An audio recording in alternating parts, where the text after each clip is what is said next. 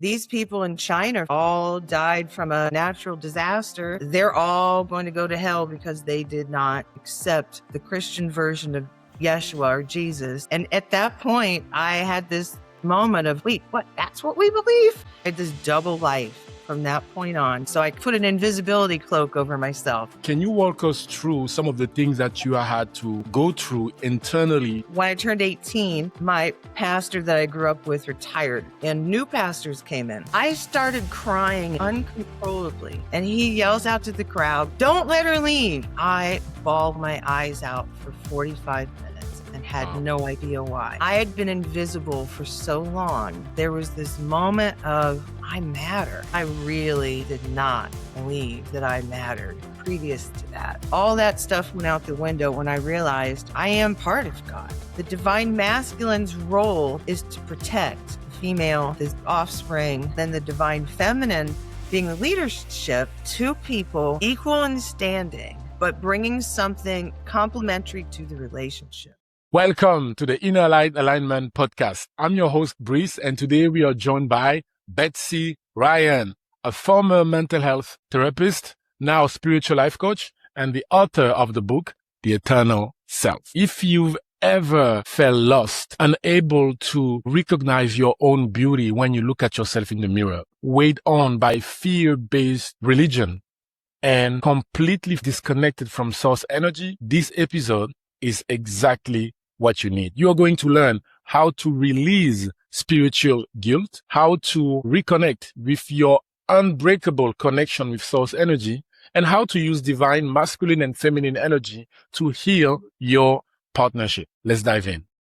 Betsy Ryan, as the planet keeps awakening, more and more people are now seeking the absolute truth. What are the information people are about to hear in this episode that can completely transform their life if they watch everything until the end? Spirituality is not just an interesting topic. It's a component of the human being. It's the main component. And so it's really the starting point, or should be the starting point, for everything that we do in life, that we're spiritual first. And so to me, that was one of the most life-changing things, realizations, remembrances. And then the other piece I think that has a huge impact is remembering that we are part of Source God. We're not created by someone somewhere else. We are creators. We are part of God, albeit a small part, doesn't matter. We're still part of God. And so that to me counters all nonsense that I picked up early on in my life of that God could leave me behind or could throw my soul into hell, that they wouldn't like me. All that stuff went out the window when I realized that I am part of God. I am. You are. We are one, part of the one. I am a firm believer that in order to really understand the adult that we become, it is important to understand the context of the early ages. Can you walk us through those early ages from the moment you were born? How was life at home, and maybe how you were introduced to religion or spirituality? I always joke that I was born in the middle of a cornfield in southern Ohio. We didn't have a lot of neighbors, but we did go to church. It was a pacifist Christian church, pacifist meaning like they were against going to war, that kind of thing. The pastor that I grew up with was very positive, and his messages were always just go out and be nice to people. Treat people like you'd like to be treated. And I was not exposed to a lot of other Christian beliefs of if you don't get baptized, you're going to hell. If you don't accept Jesus Christ as your Lord and Savior, you're going to hell. It was never really given to me in that sense, even though that was kind of in the background.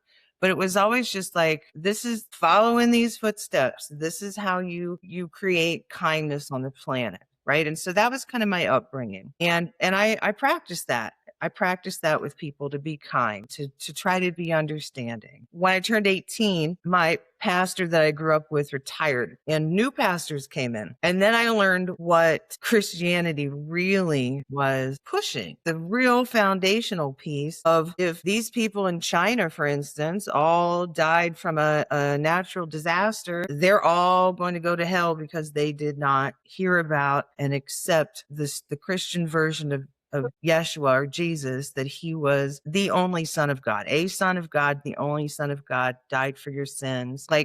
And at that point, I had this moment of like, wait, what? That's what we believe? You know what I mean? So I really stepped back from that moment, like, all the things that from before of treating people kindly. Yeah, I continued with that. And I loved a lot of the stories of Jesus that I grew up with, right? Miracle worker, and just, looked out for children and treated women so much differently than the culture surrounding him and that he grew up in. And I appreciated and loved all of that. And so I carried that with me. But then I moved into, well, what else is there then? Because this isn't it. Like this particular angle on Jesus's life, and that is branded as Christianity, like that's not for me. I can't get behind that. And so I just started on this spiritual seeking journey from then on. I looked into all kinds of things. I looked into Wicca, found some truth there. I did a huge study on the early followers of Jesus. They didn't necessarily call themselves Christians, but some of the early writings, like the Book of Thomas, the Book of Mary Magdalene, so forth, that got tossed out once the Catholic Church was officially created, and they needed to decide what books go in this Bible. And they tossed out so many that dealt more with self-empowerment, like the kingdom of God is within you versus it's in this synagogue or in this church, or that sort of thing, or somewhere else. So yeah, it was just a long journey. I'm 55 now, so from age 18 and right up until now, just a long spiritual journey of just being like, well, I know what I don't believe, but what else is there? What do other people? When the new pastor come in and you hear what you hear at that time, and you start processing the information, are in touch with your emotions, your feeling, and you understand that there is something that is off the road, what are the first things that you do? Are you trying to have conversations with other people, going immediately into research? How do you process all that? Well, what I did was I didn't really talk to anybody because everyone around me believed the same thing, or at least that's what I thought. I didn't ask. I assumed they believed the same thing because they were sitting in church or they considered themselves to be a Christian. But what I've learned as I've gotten older is that people will call themselves a Christian. They don't necessarily know exactly what they're saying, because if they are in the room with another Christian and that person says, I'm a Christian, I realize that they're not necessarily referring to the same thing. So it's this weird blanket term. But so me personally, I went out to find answers on my own. And weirdly enough, at that time, and I wouldn't suggest this for anyone, but this is what I did. So I didn't really have a group to hang out with and share ideas with, but I developed like this two paths to my life. I had this double life. From that point on, there was my private spiritual path and research. And then there was the version of me that just didn't really say anything, but didn't rock any boats. I let people be who they were, kind of still participated in some things, but I don't know. It didn't mean anything to me anymore like it did before. Right. So I kind of almost like put an invisibility cloak over myself to just be like, I'm not the person you're looking for. You know what I mean?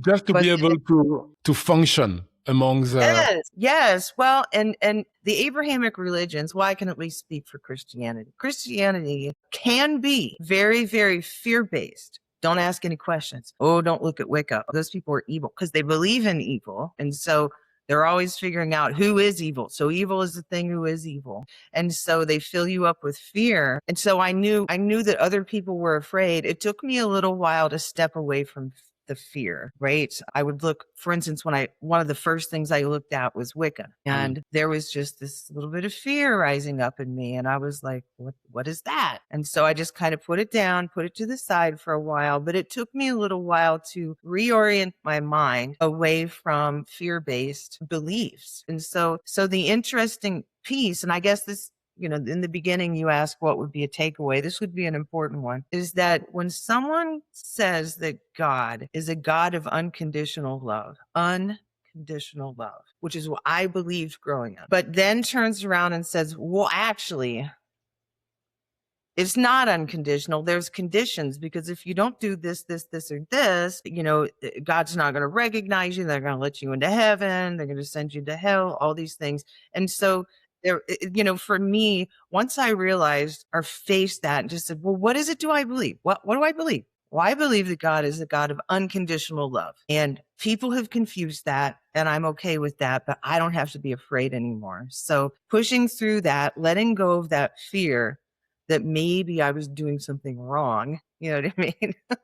Just by asking questions or looking at what other people believed. Once I pushed through that, it was pretty smooth sailing, but I did still keep it to myself for sure for a long time. For the people that are watching, that are maybe identifying with that version of yourself who had to put an invisibility cap, what can you recommend to those people that maybe are also living that double life, so that they can eventually find the bridge, not necessarily towards one side or another, but towards something that's going to allow them to live fully one and only one aligned life? Yes. Well, I think it starts with finding people who are like-minded. So Source tells us all the time, birds of a feather flock together. That's true. And I found a lot of strength when I would meet people who were like-minded, and I could just relax and let the invisibility cloak go.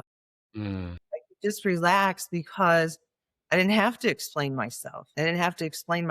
And those groups, there were times where I thought maybe this group would be it or that group would be it. It would go so far. And then I was like, well, I mean, we agree on more things than others, but I'm going to keep looking. I'm going to keep going to find my group. So finding even a small group of people where you're all studying the source materials and working through those. At least your minds are open to the same stuff. And that strengthens you and gives you a place to practice being open about your spirituality or your beliefs. So you kind of need to practice. And then for me, I mean, there was kind of a sewing those two things together happened sort of suddenly for me because I wrote my book. I wrote my book and published it on Amazon. Yes, I published it on Amazon. And in it, the most important piece is right at the beginning, which is, what do I believe? Who do I believe God is? And who do I believe humans are? Yes. And also talks about reincarnation. And those three pieces they run counter to most of the people's beliefs that had been in my life before. But I was like, you know what? I have to do it. I have to say these things. And an interesting thing happened though, and I've heard about this before, sources talked about it, communities have talked about it, where when you raise your vibration, it's almost like people who are much lower in vibration, they don't even notice that you wrote a book. Mm. You know what I mean? Or they don't really hear what you're saying. And so they just kind of like gloss over it. And so it's not as crazy exposing of myself as I thought it would be because they just kind of dismiss it. Mm. And also, I don't feel the need to be up in people's faces about things. If they're open to it, I will definitely share what I know and what I believe. If they're not open to it, I'm just a nice person to them. You know what I mean?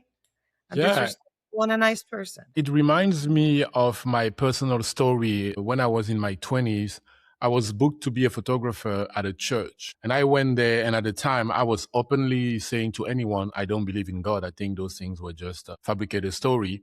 But it has to do with the way I was introduced to God as a child, and the long hours in church and stuff like that, and the inability to ask questions. At 14, I told my mom, I am done going to Christian schools on Wednesday after school because I couldn't ask any question. From 14 to 24, 25, I wasn't believing at all. But I remember that day, the pastor was there. It was a woman. You had so many people in the room. And as I was taking pictures, came the moment where people had to go on their knees and pray and receive the Holy Spirit. And I saw people receiving something, at least that's what I thought, because they were falling on the ground, some were shaking, some were. So I was like, yo, what if I was wrong? What if this whole time I've been missing on something, and here I am, I have the opportunity to actually receive the Holy Ghost. So I was like, okay, you know what? I'm going to put my camera on the ground. I'm going to go on my knees, and I'm going to see what's going to happen. So I did that. And then when the pastor came to me, she put her hand on my forehead, and here I am waiting for something to happen, but nothing happens until some guy comes behind me, puts his arm around my belly and push me to the ground. And as I was falling to the ground, I remember thinking, laughing in my mind, my God, this is a scam. So all those other people that are falling are also scammers. Wow. Like I was quiet on the ground, but at the same time, I was like, wow, I am advanced. That's how I was seeing myself. I was like, yo, at 14, I saw this thing, what was a scam, but it doesn't end there. Now I am on the ground. I am thinking, oh, if I get up immediately, they are going to think I have the devil in me, because everyone was still on. You see, so I was able to understand the whole psychology of the thing. And I was 24, 25, and I was like, wow. And then after a few seconds, I got up, I picked up my camera, and I remembered I was smiling. I was smiling like, oh, you will never have me in this thing ever again. Yes. Well, and I think one of the things to remember about religions in general is that there are some parts to it that are true or that are helpful, but the problem with religions, one of the problems is that it tends to be like a package deal. Like you have to believe all of it or you're out. Yes. You know what I mean? And spiritual searching is stepping outside of those things and being able to look at, okay, well, you know, maybe these people, the ones that were falling on the ground, maybe some of them were just like hoping that this would happen and they just got really caught up in it and it was meaningful to them in some way, but it wasn't meaningful to you. Yes. And you know what I mean? And so it's like, I don't know, it's this transition period that we're in where source is delivering, the universe is delivering truths for us to remember who we are, why we're here, and how things work, is that we're going to have a lot of people who are either they're attached to their religious beliefs, right? It's a safety thing, or it could just be a love thing. Like, oh, I love how we think. I love thinking like this. I love how we think. And so it's going to be difficult for some people to step away from it. Now, I would guess that the folks that will watch your podcast, they're ready to step away from it. Otherwise, they would have never found it in the first place. Indeed. Or listened past the first 5 minutes of our discussion. Right? Earlier, you mentioned the fact that later you realized that there was a gap between how you were perceiving you getting away from religion and how it actually happened. Can you walk us through some of the things that you had to go through, either internally, some negative thoughts that wanted to prevent you from taking those decisions, or maybe externally, maybe surroundings, family members and friends, and you had to create some kind of shield around you to keep doing your thing? I think one of the things, like I left the church, and when I say left the church, I just stopped going. Like there was no official thing. Yeah, you didn't have to write a letter and be like, I'm out. I hereby no, it wasn't anything like that. I just stopped going. But there were times, especially when I had my children. So in my early 30s, I started having children. And there were times when I was like, well, I miss community. And I missed the church that I went to when I was a kid that was just about, God's great, Jesus loves you, be a good person. Everybody's like, I missed that. I missed some of those things. And I had at that point not met a larger community that aligned with what I was discovering. It just didn't line up, especially with my kids. So I kind of was in the door, out the door for a little bit. I'd come back and try it. And the further away from it I got, it was just like, it just felt foreign. You know, it felt like this, I can't ignore some of these things, right? Not that I wanted to fight anybody, but it was like, I'm not in the right place for me. Right. Yeah. And so that was part of it. My family didn't necessarily push or talk about religious beliefs. When I started to have kids and they were old enough to be, part of things, then there was more of an outside pressure to be like, you should bring your kids to church. You should get your children baptized. When I was baptized, the church I went to was, their belief was a person had to make the choice to get baptized. And so right around 4th grade was when they would start asking, do you want to get baptized? But it was kind of just a thing we did.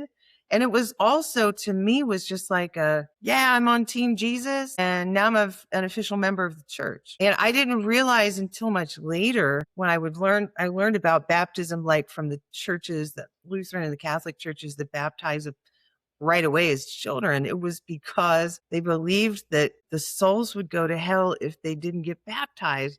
And I had one of those moments of, wait, what? That's what we believe? You know what I mean? Like that's not how it was presented to me at all, at all. So yeah, so there were some pressures like that. And luckily my family they are not really, really pushy religious. So they might, give a little here and there, but otherwise they left it alone. Now, other people that I've spoken with, when they decided they were going to walk away from their church, it was a difficult road because their mothers were told, if your children are not baptized and part of this church, it's your fault that they're going to hell, right? And so there was a lot of push. Yeah, there's a lot of pressure, a lot of pressure. As you navigate your way out from religion towards your truth, walk us on when you actually found the absolute truth. How did it happen? When did you came in touch with the information from source and all that? All right. So, and I too love to hear these stories from people in the community. Because your spirit brings you. Anyone that shows up in the community, their spirit has brought them. And spirits, I've come to find out, are very, very clever. So how I got to it was this. For whatever reason, I started to get interested in past life stuff. And somebody I worked with at a secular job was like, you should read this. And I found Dolores Cannon's books and I read as many as I could get my hands on, just fascinated by it. And eventually I was like, I want to get one of these sessions. I want to have a past life regressive hypnosis session. And so I looked it up online. Who does it? And sure enough, there was someone fairly close that I could book an appointment with. So I saved up my money because it was kind of expensive. And I went there and she did it. And it was, wow, this is interesting. And then she said, by the way, we're having this event, and I think it was coming up in April, where Elliot Eli Jackson is going to come and he channels Source. And then we do a lot of other things here. You can try the different modalities and, try a Reiki session, try tuning forks, that kind of stuff. And I was like, all right, I'm going. So I showed up, my first group channel, and I'm sitting there and I started crying at the end uncontrollably. I went up and hugged Elliot. He was back by that point. So of course he doesn't know, why is this crazy? What happened? Who's this woman hugging me? Yes. So he came through and I was like, oh my gosh, thank you. And I didn't know why all the tears. And then I was just going to kind of sneak out because I was just, really, I could feel it. It wasn't going to stop anytime soon. And he yells out to the crowd, which it wasn't a huge crowd, but maybe like 30 people. Don't let her leave. Everybody go give her a hug. And so one by one, these strangers gave me a hug. And then it was like a 45-minute drive home. And I bawled my eyes out for 45 minutes and had no idea why. And now they can't get rid of me.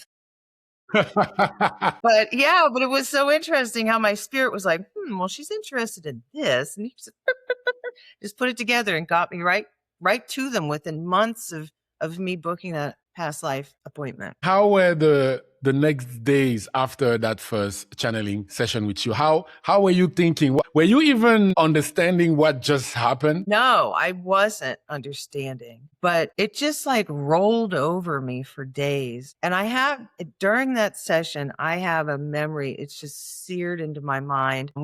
I guess we were kind of sitting in a circle, and Source looked right in my eyes and said, we are so glad that you are here. And I had been invisible for so long that I was like, what? Someone sees me? What?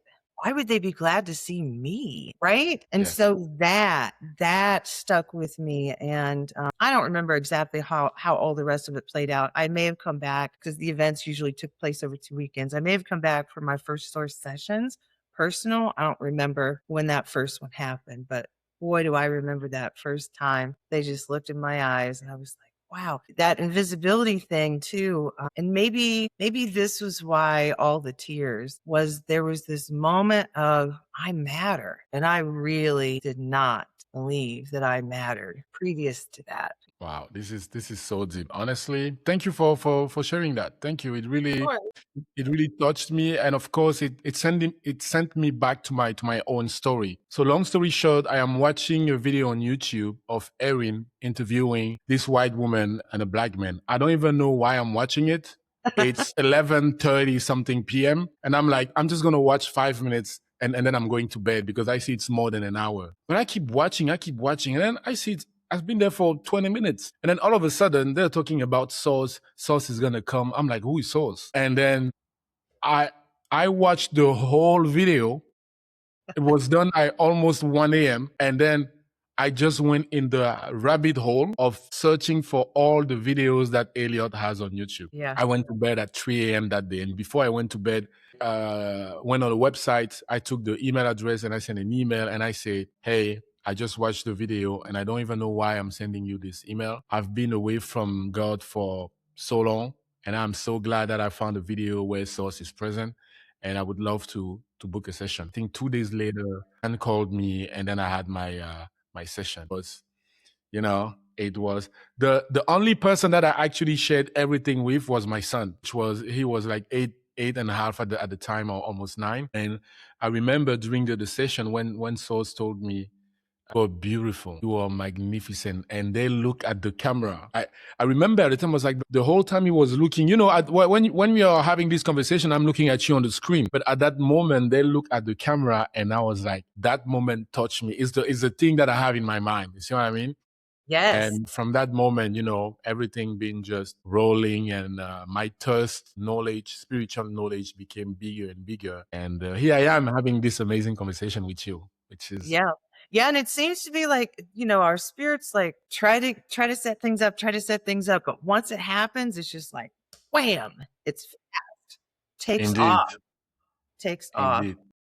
So you just mentioned that prior to that moment, having your session with Source, you felt like you didn't matter. What are the other things that you discovered about your true nature that you had no idea prior meeting Source and all the truthful information? Well, some of the past life stuff was definitely unexpected, and that really shifted. I started to have flash memories of particular past lives. I feel like when it comes to past lives, the ones that come to the surface, right? Because we've had bunches of them. The ones that come to the surface either have something like something you need to remember in this lifetime to progress, or there's something you needed to work out from that lifetime to progress. But anyway, so that was a big, huge thing for me. And one of the hardest ones. So you'd think that learning about a past life would be hard to believe. The hardest one for me was they would tell me that I am beautiful. You're beautiful.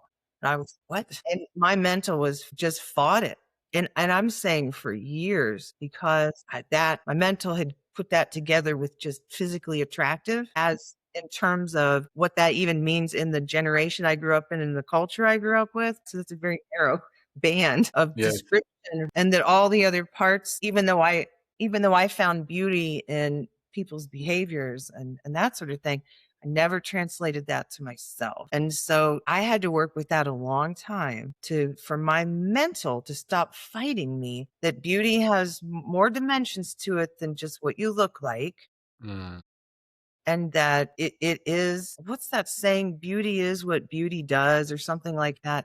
So there's more to it. It's like when you remember that you are beautiful, you behave that way. Yes. Oof, that's deep. Right? You behave that way, which, funny enough, I mean, that is I'm getting ready to gearing up to do this spiritual couples coaching. And one of the pieces of it for the divine feminine is to remember her beauty and her grace. Otherwise, she can't be the divine leader that she's supposed to be if she doesn't remember her beauty and her grace. So anyways, it's all connected. The note on which you just ended is really powerful. Look how it happened. Who better than you had to live all those years blind to her own beauty to now be in the position to guide a woman to remember their ultimate beauty. This is a masterpiece. It's almost like you had to master all the aspects of not feeling beautiful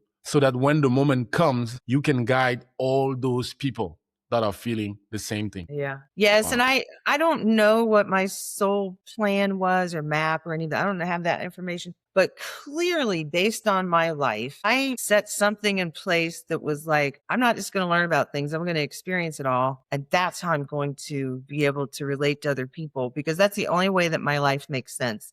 Mhm. Like, that's the hard way. But Yeah. to me, it's the most effective way for myself, anyways. What you just said, again, send me back to mine. Because when I look at the most challenging moments that I had in my life that kind of define the person that I am have to do with being abusive with women. And now I find myself always being the one that other men calls when they feel like, okay, in their relationship, they are this close to behave like that. Or they are at the premise of feeling first hurt, feeling like the other person is hurting them, and potentially later turning into the physical abuser. And again, it's crazy how in the moment you are completely unable to look at it like that. But this is something that I found really life-changing and profound once you come across the information from source. It's like the more you read those books, the more you just know stuff. You just know them, Yes. especially in lane. Yes, and that is why throughout Source's books, they use the word remember. They don't use the word learn. They say remember because that knowing that you get, like when you read something and you're like, well, I know I've never read this before, but I know that it's true. I know already, right? That's because it's coming through from your spirit and it usually feels like it's here, right? Versus like when you're learning stuff and it feels like it's here, Yeah. but when you just know, it feels that's your spirit is coming through of remembrance to help. What we're trying to get our mental to tap into that so it remembers. We incorporate that into our daily life. And it's that. It's that. And then one of the things you just said too about like that maybe you had to experience being abusive in order to and then deciding not to be in order to help other people. One of the things to keep in mind is that when you look back on your life, any of the things that you did that were of a low vibrational quality, which we've all done it, you don't necessarily have to figure out why you did it. You can just be like, I did it and here's what I'm going to do with it now, right? Here's how I'm going to use that experience. It doesn't really like I don't have to convince myself that I specifically turned myself into this kind of a person so I could help. But it's like, well, whatever, this is what I'm doing with all these things. Yes. Yes.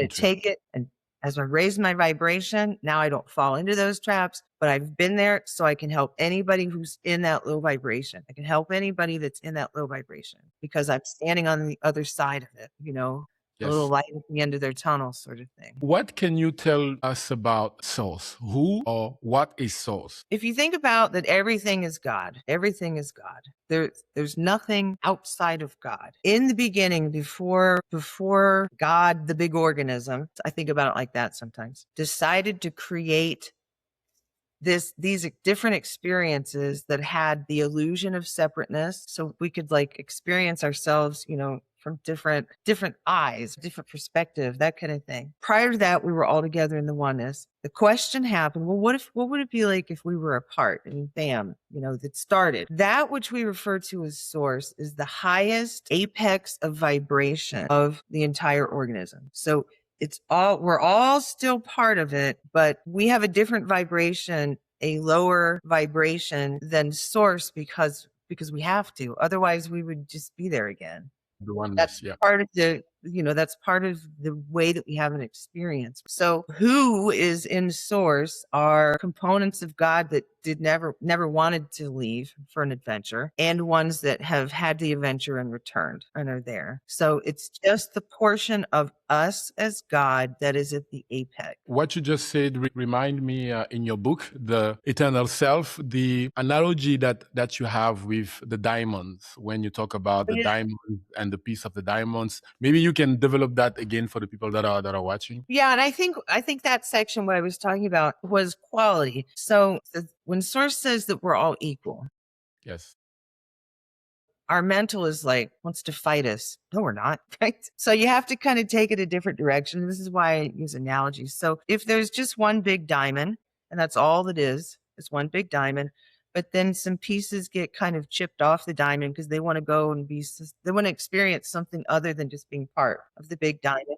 So they could be used on a ring, or they could be used on, the tip of a tool, whatever else diamonds are used for. But no matter what they're doing, they're still diamond. Doesn't matter if they're crushed up, they're still diamond, right? And so in that way, we are all equal. I also think about it as like if the ocean is source, Yeah, I saw that in the book. we are a drop. We decide we want to go see what else. We want to go play, right? So we let ourselves evaporate out as a little water droplet. We go to the clouds, and then we go and we do all the things that water droplets do, and then eventually we come back to source. That's a great one. Wow. But the whole time we're out floating around or doing these other things, we're still the ocean. We're still the ocean. We're just a teeny tiny part doing something other than just being in the ocean, doing these other things. So I have the yeah. Sorry. that's the end of it. Okay, perfect. So now you have been exposed to the absolute truth from source. What are the key things that come to mind that for you are clearly the separation between the old idea that potentially you used to have about who source God is and the reality and the truth now? What are the main key things that come in mind? Well, I think mainly that we are never disconnected from the oneness or the source. We're never we can't be. We couldn't be if we wanted to. Mm. I'm leaving. I slammed the door. There's nowhere to go. We couldn't be if we wanted to. And so letting go, fully accepting that, and letting go of any notion that source might be mad at me and push me away. They can't push me away because I'm them, right? But those are old ideas that come from religion and so forth. But also, even if you're not really involved in religion, humans have adopted this idea of reward and punishment. And especially if you only believe in one lifetime, well, if somebody's a murderer in this lifetime and they never get caught, they die on their own. Well, people want them to have their comeuppance. So then they're like, yeah, well, God's going to get them. Tossed into hell. And so there's a sort of like evening the score, I suppose, that people feel like they need. But anyways, so that piece that it's humans that judge, not God, and that we're always connected. We're just extensions of ourselves, right? I think that was probably the judgment piece in particular, in terms of who I thought God, or I was told God was, until and now when I know the truth. And if any of your viewers have been in a source session or been in person, they will pretend to be angry, but they can't actually be angry. Their perspective, that high perspective, high vibrational perspective, they can't actually be angry. But when they're working with humans, they're always working with the human mind. And sometimes they have to pretend to be mad or angry because somebody in that grouping needs that to shake loose their mental for some reason. Otherwise, they wouldn't do it. So, Betsy, you mentioned earlier that now you are working on something for couples. And Yes. when it comes to the information that Source is bringing to humanity, is the divine relationship that is to be between men and women for the highest good of humanity. And two of the concepts that have been introduced are female is the leader and the man is the head. What can you tell us about those concepts and the relationship between both, in order for every couple on planet Earth to thrive and succeed? Because sometimes we can make the mistake to think, oh, it's only for spiritual couples. But Souls always say there is nothing outside of spirituality. So it's actually for everyone, everywhere on planet Earth. Well, I think the first thing to remember is that when we say divine masculine and divine feminine, we're not necessarily speaking of a biological woman, because this is the design, even within same-sex couples or even platonic relationships. Somebody takes on more of the divine masculine The other one takes on more of the divine feminine. It's just the nature of the relationship. Now, when we bring it back to couples, so in the beginning, when in the beginning of humanity, Project Humanity, it was designed to where a male and a female worked together as, what do I want to say, like a team where it's two equals but bringing something different, and it was made to ensure the survival of the species. And so the divine masculine, even if it's in a same-sex couple, let's say female, same-sex female, one of them is going to take on more of the divine masculine than the other. The divine masculine's role is to protect the female, the offspring. They're always policing. They might be a little bit suspicious now and All the then, or time. they're always thinking about safety and that sort of thing. And it's their purpose. Their purpose when they're in a relationship is not selfish. It is protecting the group, because the at least the feminine, and if they're children, is protecting the children and providing for them, like bringing them food, or, like once people started hunting, they were typically the ones that went and hunted and so forth. And so that's people that have more of the divine masculine. That's the direction that's what they provide to the relationship. And then the divine feminine being the leadership.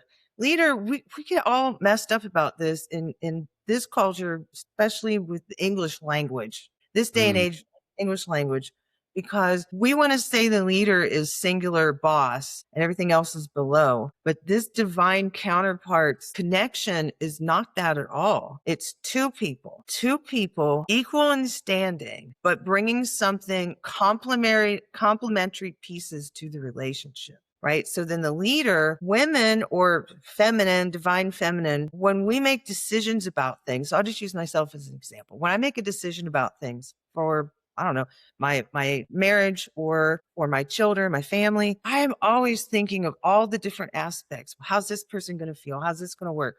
What's going to come next? What's this going to line us up for? What's in our best interest?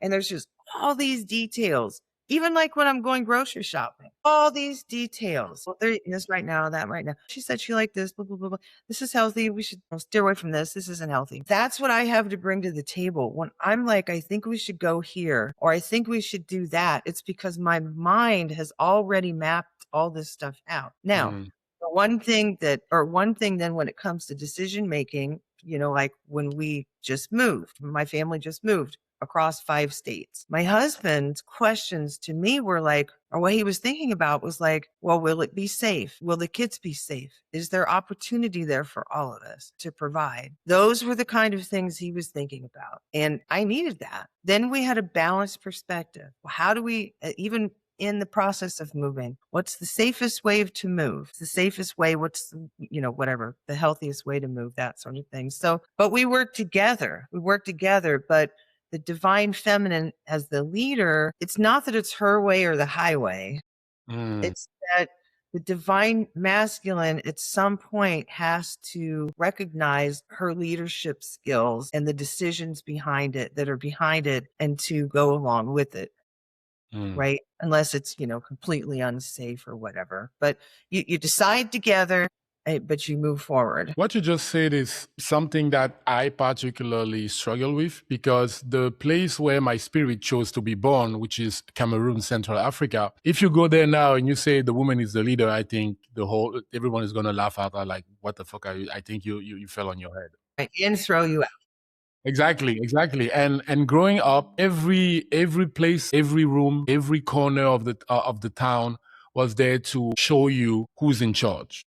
Yes. And it has always been the man. And without even being aware, because obviously before my awakening, I was thinking the same. Like I couldn't even have questioned that aspect. But after my spiritual awakening and reading the books, all the information from source, I completely accepted the information. But I thought accepting the information meant I'm behaving like that. So it took me some time, and I'm still going through that process, to be aware of what is coming out of me as stuff that were put in me due to the environment where I grew up in. Putting the divine relationships back to the way that they originally were designed to be, it's not going to happen at the same pace everywhere, for sure. It's not. But for me, the places that are more open to it, or maybe like United States is a good place because you can begin to go that direction, and you may not have a whole community of people that are ready to just beat the crap out of you. So you stop saying things like that to where violence is acceptable to keep people in line. But it's going to happen. This place, that place, and slower here and faster here. It will happen. But I think that one of the main components to what's happening differently now is that from what has been like the battle of the sexes was, I'm in charge. No, I'm in charge. No, I'm in charge. No, I'm in charge. And we're trying to bring back, no, the divine union was meant to be both. Complementary in both, never one above the other, never one above the other, right? And that's different. That is different from what we have had on this planet for as long as we've been keeping track, right? When we are talking about relationship between a couple, obviously when things are going well, everyone is happy. There's not that much to give as advice because everyone is happy. But when the couple is going through difficult times, when the communication is completely broken for diverse reasons, what are the steps that you would recommend to both parties to start engaging into so that they can go back into their joyful selves? And what place do you often see something like sex playing as a role in the relationship? Well, sex always plays a role in the relationship in one way or another. So to decide what role it plays depends on the vibration of the people. When your vibration is high, sex is a wonderful union based on respect and passion and that sort of thing. When you're at a lower vibration, it's not respectful, right? It's one way, or it's somebody hasn't asked for it, it's forceful, that sort of thing. But the other piece, which you're talking about first, where do you start? Well, to me, one of the most important places to start is with communication, because oftentimes that's where things have fallen apart. If a couple is now made up of one person whose vibration is much higher than the other person, unless that other person starts to raise their vibration, it's probably not going to work out, right? And so the relationship is kind of giving you what it was supposed to, and you move on. But if both people are working on raising their vibration, one of the things that is involved with that is recognizing others as equal and treating them as such, right? And so you start it as that is the root. You decide, do we want to continue this relationship? Do we want to work on it? If both parties are like, yeah, okay, we want to work on it. Okay, well, then now it starts. And communication, for me, when I'm working with people, communication is often the way, because the treating people disrespectfully and treating people in a way that's breaking the relationship up happens through our language a lot of times, like name calling, not listening to each other, yelling to out yell the other one so that you win the argument, that sort of thing. Starting to use team language. What's good for us? What can we do to solve this problem? That sort of thing. That's where you start. And then other than that, it's, if you're doing it on your own, then you're just kind of figuring it out as you go. If someone is, or if you're ready to get help from a third party that is not tied up in the emotions, that can be helpful to sort through things that you may have missed or you're stuck with. You can't figure it out. What is the eternal self? Because it's the title of your magnificent book. What can you tell us about this? So this is a culmination. I published it in 2024. Source gave me the title. Betsy Ryan, write this book. The title is The Eternal Self. Go meditate on it and you'll figure out what it's about. I was like, what? I never read a book. Anyways, so that's exactly what I did. I just meditated on it and was like, all right, well, what do I know? And it starts out with, where do we come from? Who are we? Who is God and who are humans? What's our relationship? What are we doing here? Right? It starts out with that. And then I talk about vibrations, because you have to understand yourself as part of the universe as having a vibration. And what does that mean? And then how do we use that knowledge to let go of good, bad, wrong, right? How do we let go of those things because they're not helpful? And then it gets into like practical applications. So my background, aside from teaching, was mental health therapist. And so I was like, well, all right, well, how can I if we say everything's spiritual, how do I put the spiritual truths first and then mental health understandings come after that? And so I talk a lot about that. And that's probably the biggest part. And then it really pulls in together with the fourfold being, managing emotions and things you can do to quiet your mind and that sort of thing.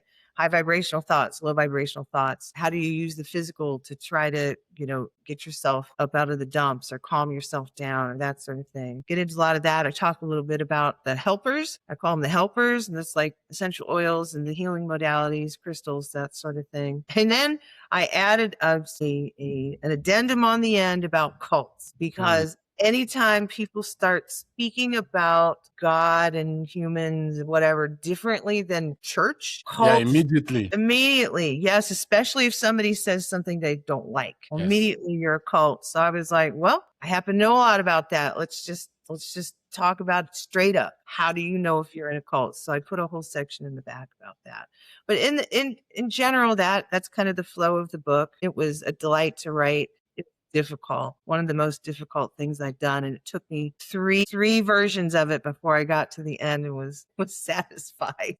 Wow. But I can tell as I was going through the book, and now that I had this amazing conversation with you, that the book presents also itself as a map that would have been very interesting for the version of you who started realizing that, okay, things on this side are not quite okay for me. Let me start exploring, because the amount of detail, the level of explanation that you put here is really like an answer for that version of you. Yes. Yeah. And I never really thought about it like that. But truly, what I had in mind was just like my YouTube video or YouTube channel I just made is Practical Spirituality. I had the same mindset with this. Was I need this to be in plain language that anybody could pick this book up and understand what I was saying. And it needs to be clear and concise and not full of fluff and not going down rabbit holes of, talking about, I don't know, some of the other new age topics, which are interesting, but what do I do today? Right. You know what I mean? Yeah, exactly. What do I do today? Yeah. And then also I suggest it to people who they are already started down this path and maybe they have a partner who is like, I don't know what you're doing. And they're not far enough down to be able to explain it. Just let them read this book. It'll answer a lot of their questions and settle their mind so that they know you're not in a cult. Yes, yes. Betsy, what are your modalities? I have multiple modalities and they're growing all the time. I think I first started out before I even knew anybody or knew of any of this as a yoga instructor. I learned Reiki, became a Reiki master. I've dabbled a little bit in tuning forks, just got certified as an exorcist. That was an interesting class. Wow. Yeah. Did you already have an experience of applying it or not yet? Yes, I did it in my own house actually, because it was a new house. We were moved in and I was like, something is not right here. So I'm going to clear this house with this information I just learned. And it worked really well. And yeah. And then of course, spiritual life coaching, that's my top, and specifically also or couples coaching, which is a specialty area within that. Can't think of anything else. That's past life regressive hypnosis therapy. I've done that. I've done the Dolores Cannon training level 1. I've used that a lot. And then also I just kind of taught myself the emotion code. And I've done that in a lot of sessions in the healing events and so forth. What was that? You said code. What is that? Source mentioned it. They call it the emotional code on page 300 on book 4 at the bottom. And that's where I found it. I was like, why does this sound familiar? Well, sure enough, I discovered the book, bought it at a time when I was interested in it, stuck it on my shelf and hadn't read it. And so I was like, well, that's it. So I pulled it out. But basically, emotion code is a technique to release trapped emotions. So you can have trapped emotions where something was very intense or maybe prolonged exposure to some emotion and it gets trapped. And even though your mind has gone on and maybe released a relationship or something like that, the emotion can still be there from early on, childhood. The man who does it said that you can get it from birth, like the birth experience. Anyways, so what you're doing is in the emotion code is working with the other person's spirit or subconscious, whatever you want to call it. And you're asking, I always use a pendulum. You can use body pendulum or you can use the body testing, but I always use a pendulum. You can do it in person or you can do it remotely, just like Reiki. Asking, is there a trapped emotion that can be released today? Yes. Okay. And then there's a chart in the book that helps you identify which emotion it is. And then I ask, is there anything that we need to know about this emotion before we can release it? Yes or no? If no, we just release it. If yes, then we start with, trying to figure out when it got trapped. As soon as I find out when it got trapped, that typically allows someone to match it up with something that was going on in their life, is what I've noticed. And then what you use is a magnet. And it's in this case, it's also connected to acupuncture. You use the main meridian that goes, you start it here and you go down a person's spine to the back. We just run a magnet down it. There's no special technique to that. I always do it 7 times, except in special cases. And then you ask your pendulum or the, body testing, did we effectively release it? Yes or no? I have yet to have one say no. Wow. Always release it. That's pretty interesting. I never heard of it, and I'm glad that you shared the information with me. What are you working on now currently in your business? Something that maybe you are excited about or that we need to know? I'm very excited about getting the spiritual life coaching, the couples coaching together. It's turned into being more of an intensive. It's going to be a 6-week class. Worked with Erin Lyons and her team.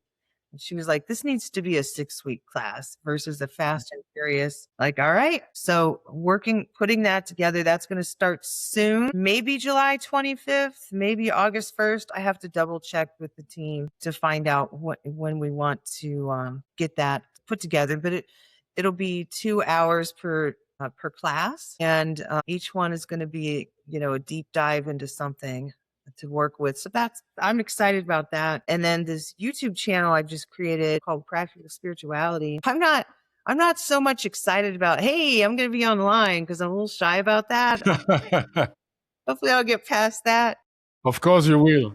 Yes, but I do have a lot of ideas I'm really excited about. Like, if I could tell somebody one thing, that's just for a few minutes, just apply this one thing, this one belief or this one way of doing things. Just apply this today. Think about this. That would be a daily practical thing versus, other people can handle the stuff like, here, I'll teach you how to use tuning forks or that sort of thing. And I'm like, here's a piece of information. Use it in your daily life. So that's kind of had my mind on fire for a while now. Where can people find you? So my YouTube channel is Practical Spirituality with Betsy Ryan. I have a new website I'm putting together. I already have the domain name. It is BetsyRyanLifeCoaching.com. People can reach me anytime on my email, which is BetsyRyanLC@gmail.com. The LC is for life coaching. For the couples that potentially watch this episode together and that are going through difficult times, they know for sure that they are meant to be together, but they find themselves being trapped in the lack of communication, blaming, and are heavily considering not continuing this adventure with the other person.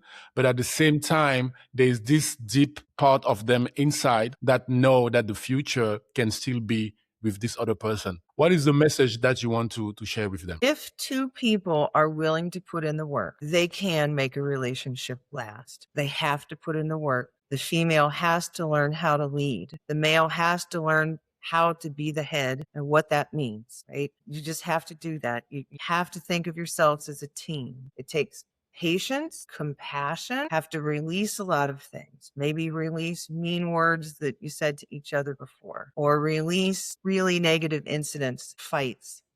Like, you can't just keep bringing those back up in current situations. Release those, because if you want a relationship that is different, you can't keep bringing the old relationship elements to it. Have to realize it's a growing process. But yes, if the relationship is not just over, both people want to continue it in a healthy way, you can do that. You can do that.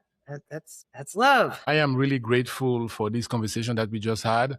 And it's really a pleasure for me to be here to listen to you, especially since you also helped me and my wife when we went through a difficult. I also wanted other people to be exposed to your genius, how you've mastered your topics. And for anyone who's just even considering reaching out to Betsy, I am encouraging you to do so. She is amazing and she's really the best at what she does. Thank you, Betsy. And I will definitely see you soon. All right. Thank you.